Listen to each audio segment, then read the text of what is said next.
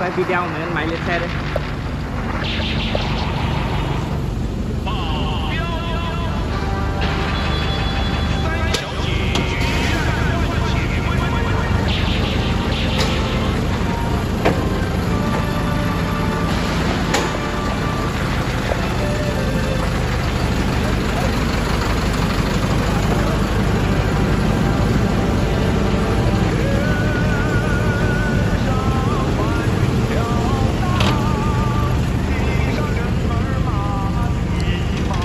Con máy không đuổi để đây nhé.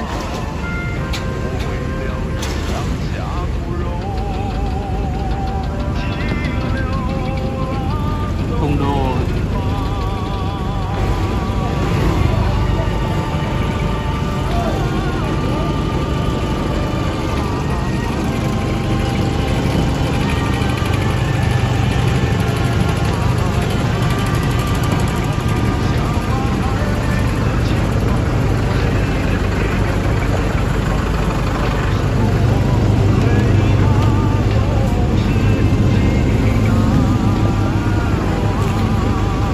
Con máy to đây, máy dài đây.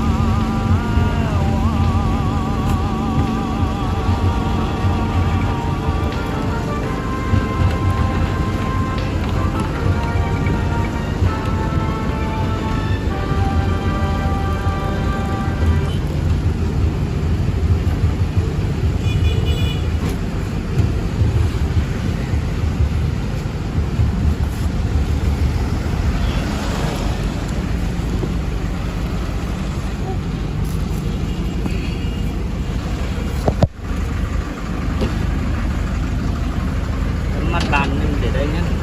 Kia một thùng đồ nữa, kia một thùng này, 3 thanh chắn bụi, 3 thùng đồ.